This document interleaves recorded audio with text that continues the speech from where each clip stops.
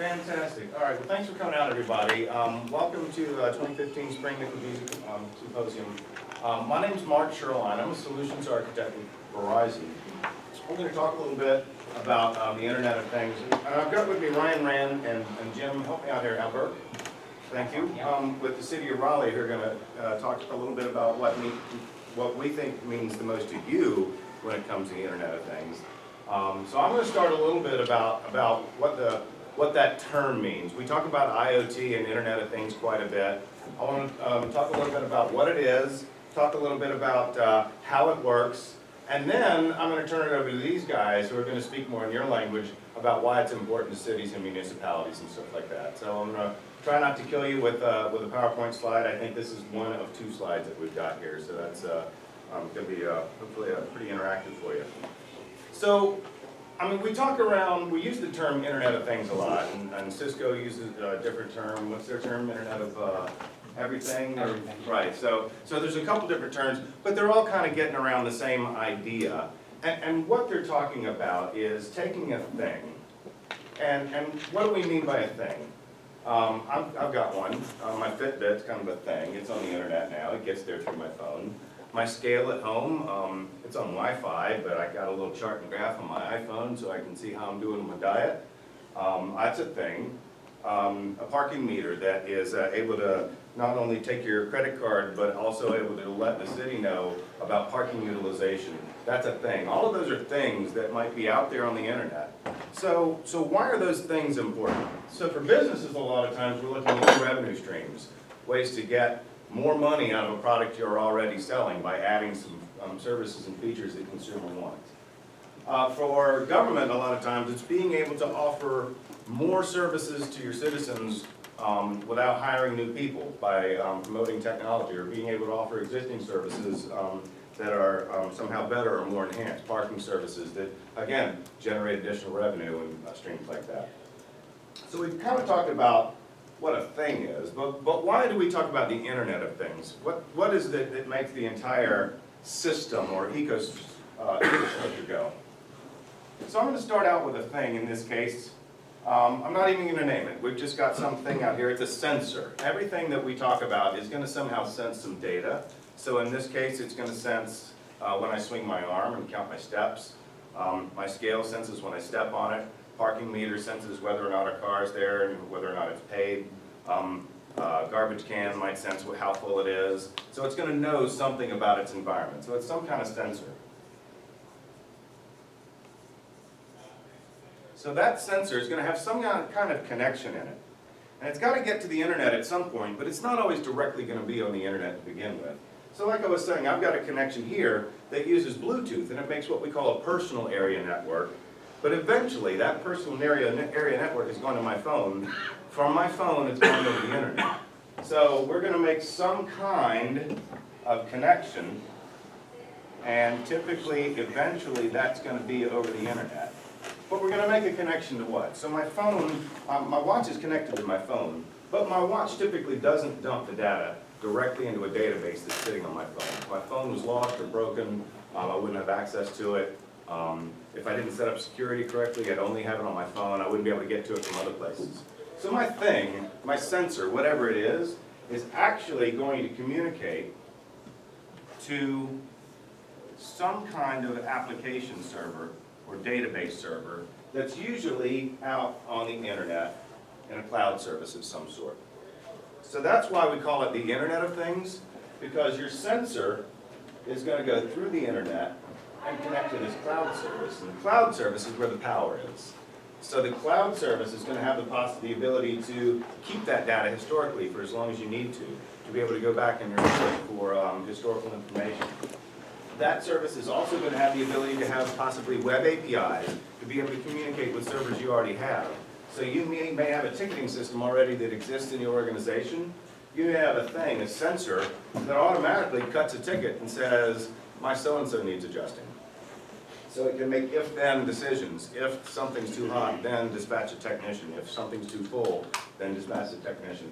Or if something's too full and it's critical, turn off the power. So you can set alerting and get all those historical charts and graphs. So those alerts, of course, how will those alerts come out? Same thing we're always used to. Somebody gets an email, somebody gets a text message. Those are pretty common methods of alerting.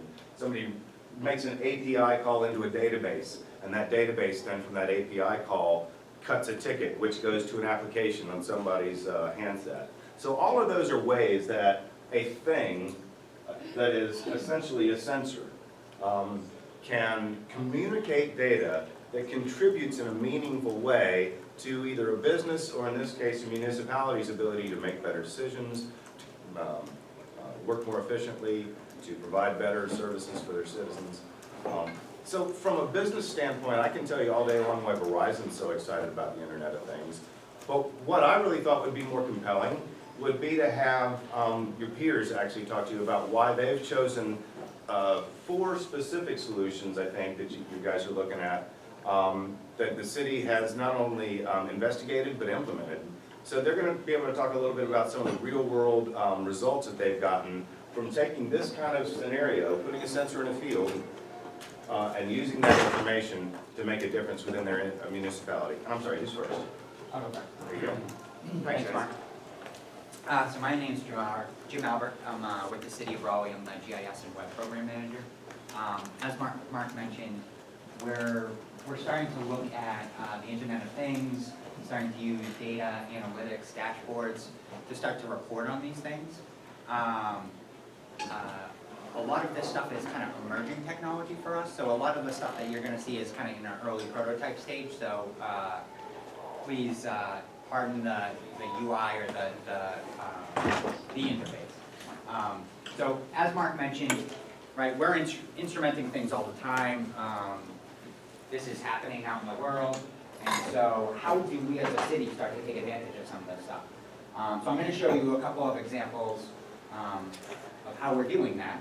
Again, very early prototypes. Some of them are in production and some of them aren't. I'm going to start with talking about our parking meters. So our parking meters, we have multi-space meters, which are electric parking meters, where you can kind of, basically what you do is you pull up to a space, there's a painted number on the sidewalk, you walk to a multi-space meter, you type in the number and you pay for your spot. That is recording data about when you got to the spot, how much money you paid for, how much time, etc. And we can kind of report at that at a kind of a high level. So this is a kind of an early prototype of what that might look like.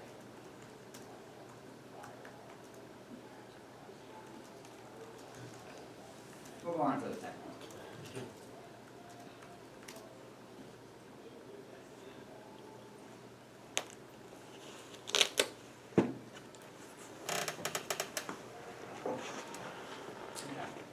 So that's a problem with live code, right? So, okay, the second one is we have, along the same sort of lines, we have EV charging stations, so electric vehicle charging stations. We have probably about 20, 25 of them around the city. Very similar kind of apparatus. So you plug into the, the charging station and it starts to record data. In this case, we're doing a little bit more. We're doing kind of longer range reviews of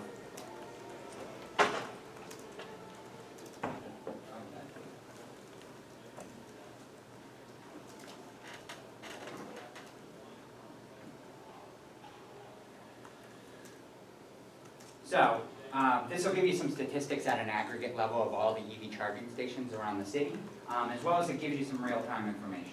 So if I scroll down, I can see that there are 2 meters in the city that are currently plugged in, where they are, and their status. So in this case, they're reporting yellow, which means that they're plugged in, and whatever vehicle is plugged into them is fully charged. I can then look at kind of some analytics on each one of these. So that's where City Center is, and here's what it was. This is how it's kind of charged for the day, week, month, year, etc. Right? Kind of really interesting thing from a sustainability perspective. It gives us some visibility into, are we making good investments in charging stations? Are they being used? What's their usage, etc. Kind of in real time, as well as kind of over long time distance. So the next thing is our buses. So our buses have ABL in them. This is as Mark mentioned, this is kind of a new service that we're offering.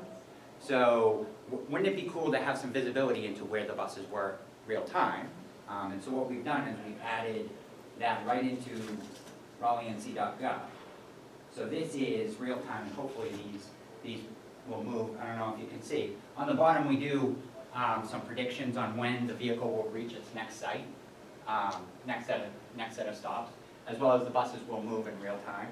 And so this is a kind of a new service that we're offering to constituents and transit riders to help, maybe ease their trips in and out of work or around town. So obviously, right, the next question is, isn't this a good fit for an app, right? So, right, as I said, this is kind of emerging technology for us. So there are apps around this already, but we think that there might be opportunities for the city to kind of factor some of this stuff up. The last thing is our trash cans. So we have these trash cans called Bigbellys, which are solar trash cans. They compact trash, and they also include some Wi-Fi capabilities, and they report their status. And one of the things we asked just for this presentation was to get kind of 2 years worth of data from Bigbelly. And so this is a 2-year animation of where our Bigbellys are and some of the reports that they've had. So as Mark mentioned, what's an alert? So this is the alerts that the Bigbellys are sending. So green means I've just been emptied. Yellow means I'm about to be full, and red means I am currently at capacity. So this can give you a sense of, right, so what's the value of this? The value is from a deployment and operations perspective, we can start to see, are we doing a good job on the deployment plan for these Bigbellys? Are they being used? Are they being emptied? Do we need to deploy more in certain areas? Et cetera, et cetera. And it can help to drive investment, planning, et cetera. So, right, we could see this in real time. It's a lot less interesting in real time, but we can build animations to show what the usage is over time. So as we instrument all of these things, right, this is useful for the people who are managing the solid waste service operations. But how do you bubble this up to executives to help them get visibility across the enterprise, right? And so that's where we think we might be able to use dashboards. So again, this is sort of an early prototype.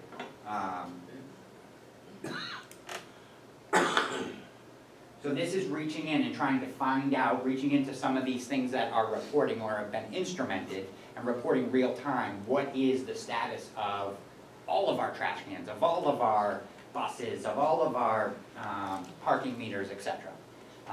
So it looks like our parking meters are currently not reporting anything, unfortunately, but you get a sense of what that is. And so Mark and I were talking yesterday, what's the value, who is the audience for this? And we think the audience is any decision makers, and this can be customized for them. So if you are in public works, we might be able to give you visibility into See Click Fix, which is our 311 system, and our streetlight information and parking meters. But if you're in solid waste services, maybe we give you AVL information around your trucks and the tonnage of trash that you're receiving, etc. So Ryan's going to talk a little bit about how we're actually making decisions at a strategic level around some of this stuff.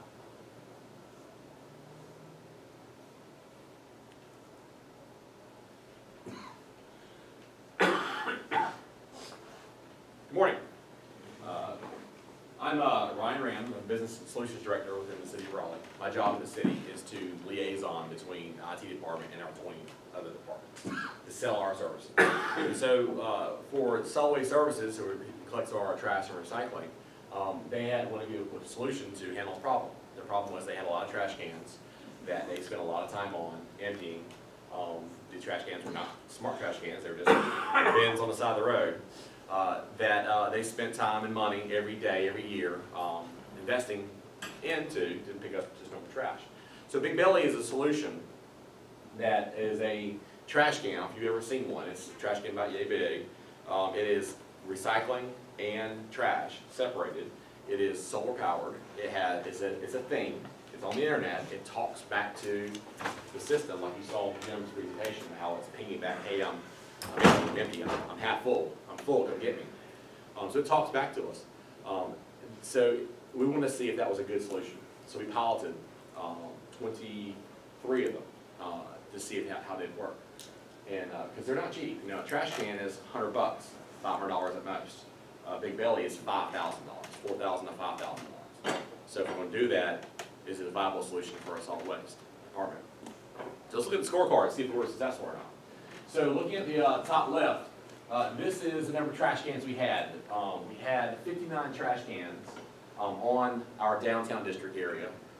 We've identified those to be replaced with 23 Bigbellys. Okay, so put 23 in place of that. Top right, the red section. We would spend on average a week 33 trips, routes to go pick up trash out of these cans downtown. 33 trips, that's 33 trips of a person in a truck to go get stuff. We use something called a pup truck, a smaller truck to pick those up. After the Bigbellys put in place, we did 8 trips per week. So reduce that quite a bit, right? So you already start to think, if I'm only doing 8 trips versus 33 trips, I'm already starting to save a little bit of money, right? So on average, in purple, those people, when they went out to go service those trash cans, with the old trash cans, they were spending 65 minutes on average getting trash out, putting it in trucks, moving it back. Bigbellys, because of the change of how we're going out and getting trash, because we're only going when it says I'm full. We're not going when it says I'm empty. We're now spending 10 minutes to get trash out of those cans. The big number, all right, greens. Greens means what? Money, right? So this is an annual projection. With labor and with fuel, we're spending on average for those 59 trash cans, we're spending $52,000 a year taking out that trash. Now, the amount of time we're spending, and this has been tracked, this is not like soft numbers, this is actually tracked, actual vehicle hours of people. We're spending $2,000 a year. It's $350,000 just for 23 cans. Now, since that number's been done, we've doubled this. Obviously, you collect data to make decisions, right? So we collect this data, we said, make a decision, start expanding this program. So when you saw Jim's map showing all the bellies lighting up saying, I'm cleaning them, I'm full, that was probably 50 or so trash cans, so they doubled that effort. So that's a real life, real world scenario of how, the Internet of Things can really make you make decisions and probably save you this out. So. All right. What question do you have? Open up discussion for anything. Yeah, open discussion now. Yeah, from a technical side, I can address a lot from the business and from the how it goes within the enterprise side. We've got our guests from City of Raleigh. So any questions you guys have? Now's a great time. Yes, sir. Just like your other picture, was that the trash can in the background? Yeah, sorry, yeah, it was. Are you selling advertising on the side of this? There's not advertising, there's campaigns with our solid waste department about things they look at, like recycling, so. The soft side of this, right, so these are hard numbers. The soft side is, we've increased recycling, almost threefold in that areas, because, these trash cans have 2 different separate sides, so. So I think I have heard of some municipalities that are putting advertising on them. I just think Raleigh hasn't taken advantage of that yet. Yeah. How long did it last? We have $5,000 a can, how long? We have not had to replace any yet. You buy the can, you buy the maintenance plan with them to get them maintained. There's a maintenance policy you have to do with them. But we have not seen them go through yet. That's a great Bigbelly question, the company Bigbelly. That's their life. So I was actually talking to them the other day about that, and it sounds like the piece that they need to swap out is the battery. There's something that looks very similar to a motorcycle battery in the device, and they're able to update software and firmware and all that sort of stuff. The battery is the thing that has a lifespan, which they thought was around 6 years, I believe. But I don't know if it's covered under the general maintenance. Couple questions. Return on investment, has the city been able to realize any savings yet? I mean, I know you get your savings, but have you been able to pay for the solution yet? So, it takes, if you're just doing straight up cost analysis of this, it takes, on paper, 2 years to pay for a trash can. A little bit longer, because we have other sunk costs in there, you got your cell coverage and everything else for that in your maintenance plan. That was my next question, connectivity to these devices, it's using just, Verizon cell. Yeah, I think it's two ways. Either one is using your cellular provider, or I think they can hook up to our downtown Wi-Fi. Is it? It's a mesh wire. Yeah. So there's some other advantages that the city and Bigbelly talk about, which particularly with the Bigbelly, for instance, is the city has large Fayetteville Street Mall festivals. There's thousands of people, tens of thousands sometimes come from all over the world. Those trash cans let people know when they're about to get full, so you don't have an overflowing gross trash can stinking, being a health hazard, not making a good image for your city. So there's some other soft advantages to a trash can that's going to have that kind of capability to reach out and call, in addition to just the hard numbers that we're looking at here. You also mentioned your, it was separating the recycling and saving you guys some efficiency and some time there. So there's some other costs that weren't necessarily, I think, into that hard ROI that you guys are measuring. There are. So we make money on trash. Right? It's a big business. It's thousands is trash. And so by getting into recycling separated out, we're collecting more money on the recycling than we were just the trash itself. One other thing I wanted to mention about, I don't want to turn this into a sales pitch for Bigbelly, but one of the conversations that we've had is this represents power connectivity, right? 24-hour power and connectivity out on our streets. Imagine what we can do there. We can now, we're talking to them about potentially putting in 802.11 Wi-Fi. We're talking to them about putting in oxygen sensors, light sensors. So it can become kind of multifaceted from a data collection perspective. Especially it represents a proxy for where people are, right? So it's where people are already downtown, and so wouldn't it be great to be offering ubiquitous Wi-Fi and those sorts of things? And you have any downtime based on weather? So they, again, I don't mean to make a Bigbelly sales pitch, but the battery, they basically say that they can run for 2 weeks of no sun, right? So their battery, their compaction requires so little power that, you know, it's really insignificant. Now, once you start talking about throwing Wi-Fi in there, they're doing a lot of research around the electricity draw of the routers, et cetera. So they're trying to get down to the, you know, That's what I was NASA thinking level. about, like the Verizon side of things, and then they're having, you know, issues with the internet connectivity part, and whether before the back or anything. We have not, No, I don't think that's yet. It will happen, right? Not yet, but when. It's when, right? But we haven't had it yet. And it does store and forward, so in that case, for instance, when we've got a zillion people downtown and the network's really clogged, they may be a little bit delayed, but just like anything else with a text message, sometimes you send that message and it takes a while to get through, it goes through voice, you're really waiting on it in real time. So these devices only need a tiny little time slot on the Verizon network to get that message through and call for help. So as long as the network's up, even if it's crowded, these eventually might be a little delayed in getting the message through. And it does happen. I mean, it's talking back to our network. There's been cases that I've read about these, researching this before, discussing this with you. There are cities where they stop talking back to the network, and you go and find one that's completely full and overflowed and all over the street. That was in Detroit. But it was 1 or 2 out of 500. So you have to look at your full return.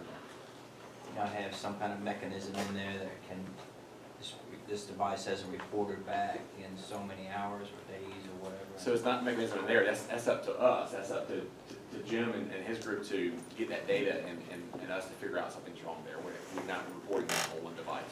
So, Two questions related. One is identifying the placement, and two, based on the placement and the usage rates, how fast they fill up, et cetera, are you able to come up with any metrics that would tell you where the best places are, if next to a restaurant, next to, you know, in other words, you get some idea of the flow of people where they walk, and based on those rates? so we identified our downtown district because of that, because of all the festivals and stuff we have down there. Which is the easiest, yeah. So that was, this 23 can program was a proof of concept. It was, you know, a grant, we got the money, right? And so we put it down there. Now, Jim has showed me other data from Boston, much bigger city than Raleigh, right? And they have gosh, 10 times the cans we have. And their data is incredible. He flashes the same map up that Boston has, what we have, that flashes on full and empty. It's really neat because you've got this large city, and you can watch, also in the whole district light up red. And they're full, it's tied to a festival or something else going on over there. Then the whole district, sits green for a while, and then it lights up red. So that data helps us tell where you want to put more cans in the future. However, finding out which cans to replace immediately, you have to rely on your data from your solid waste folks. You need to know, they need to be tracking how much they're picking up, the tonnage of the trucks, how many trips they're making. And that really tells you, how much trash is being produced in the area. So an example that Ryan was mentioning, Boston had done a relationship between the number of takeout restaurants and the speed at which Bigbelly were reporting full. And I don't think there was a statistical model that showed that there was causation, but it was obvious that there was a relation. Yeah, exactly. How mobile are these? Because look, if you have an area that is going to have a big event, maybe it doesn't normally, you can move extras into it? We have not. They're in their spot. Okay. We don't move them around. However, I don't know if Bigbelly is a solution if you can't move them around. I have no idea. But yeah, they get put in their spot and they stay there. Okay. And quite frankly, this really isn't a Bigbelly commercial, we brought them in. One of the things that we'd like you guys to take away is, well, a couple things. First off, that there are technological solutions out there that aren't just cool bells and whistles, but that provide actual dollars and cents and a real measurable return on investment. And so being able to measure things that you might not have measured before, how much trash, when is it full? It's one of those things that's kind of a no-brainer, but when you're talking about a truck that gets how many miles to the gallon? 3. Right, and the time that it's involved, and the number there in green, that's a big difference in that particular solution. Parking solutions, obviously, again, are revenue generators. There are a lot of those other types of solutions out there. So, being Verizon, we'll do this brief Verizon commercial. We're not the company that makes Bigbelly. We're not the company that makes the connected parking meter. But we have a relationship with those companies. So definitely, when you're talking to your Verizon rep, look past the phones and cell phones and tablets. Ask about some of those types of connected solutions. Each one of your Verizon sales reps have got a solution architect like me. I'm the solution architect for a lot of central and coastal North Carolina. There's several other me across North Carolina. We're an absolute free business resource to come in, pick your brains about the kinds of financial issues you guys are facing, not phones and tablets, your sales rep does that.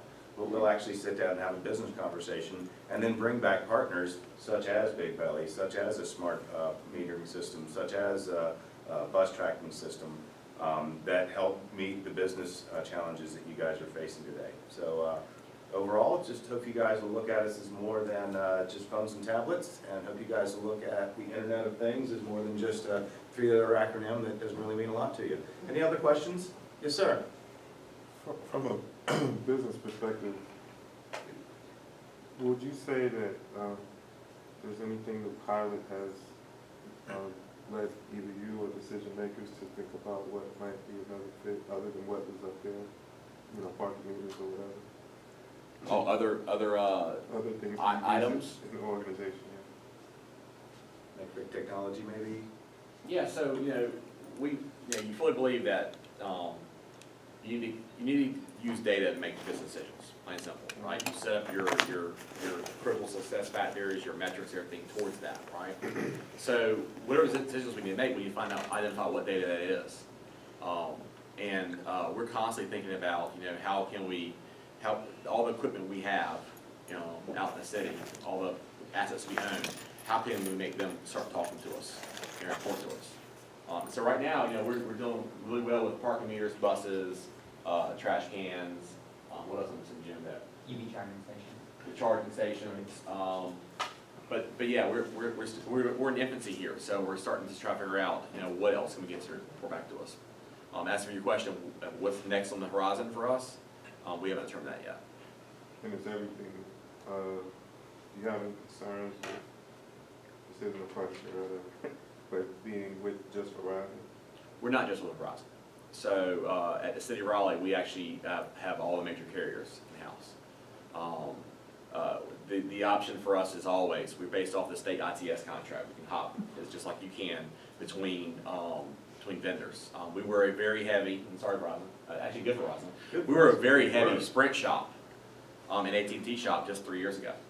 You know, Verizon came through and delivered a better product and a better price for us, and so we kind of heavily switched over. However, we still have AT&T cards, we still have Sprint cards, and we still have devices connecting that way. So we will find the best solution for our customers, our citizens, and use that, be it our own network or someone else's network.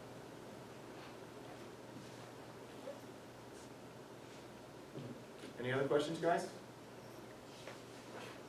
I think we're gonna give you part of your morning back. Thanks a lot for spending part of the morning with us here today. And don't hesitate to give Verizon a call, and we'll bring in the appropriate partner based on what your business need turns out to be. Thank you. You're welcome. My diagram is way.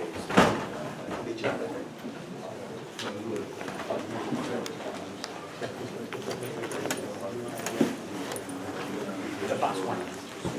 Yeah, I think that's the only one.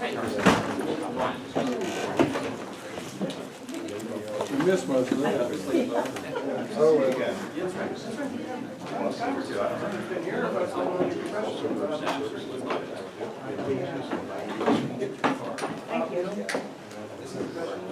I'm City of Raleigh. That's, Either sitting over at my, Yeah, you're fine. That's what my. You know what?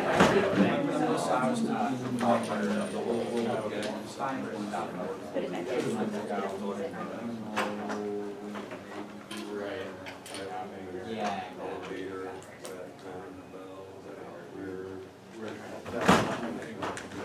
Probably better. Okay. Didn't go well. No, we had nothing to do with that pilot. We'd have never brought that partner in.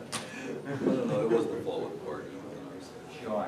But anyway, good, I'll stop by and I'll get Do you it. have Great, any- great. Yeah, thanks. I'll be over there in the next few minutes. We use the same, Thank you. Hey, how you doing? Oh, do you? Well, yeah, I think success with them letting me know, because I had actually. I don't think we've even got to those who do. No, they're PSAT. Now, they'll have to do it either.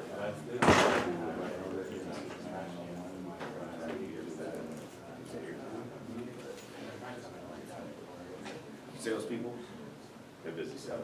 People that know that, they're more of our support teams. Yeah. Yeah, I was trying to figure out what's the important thing. Yeah. So absolutely, sit down, get a lot of this training.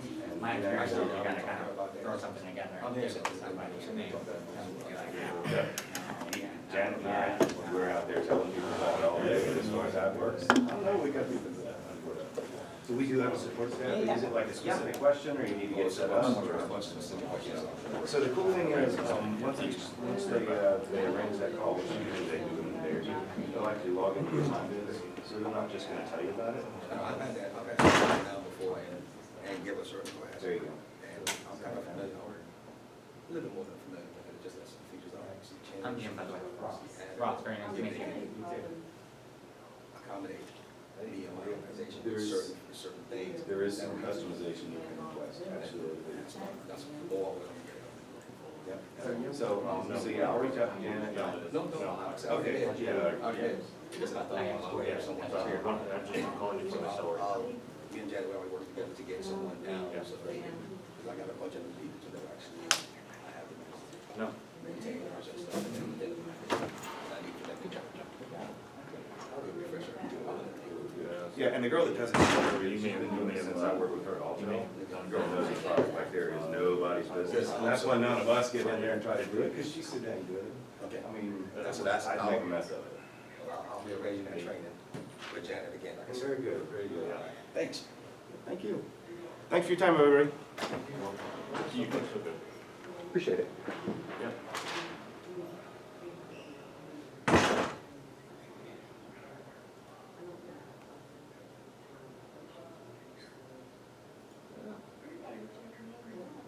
That could be, or worst case, you come over to it anyway. No, actually, they did it pretty Well, good. I'm just today, I can have long. It's tough.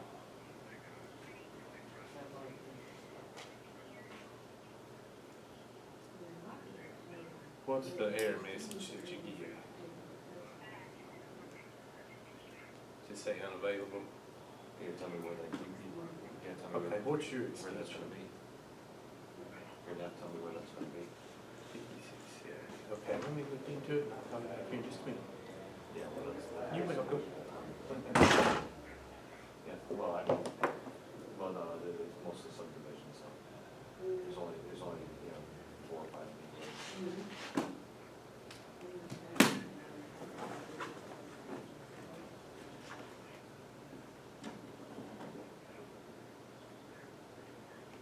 Oh, let me know where you're going.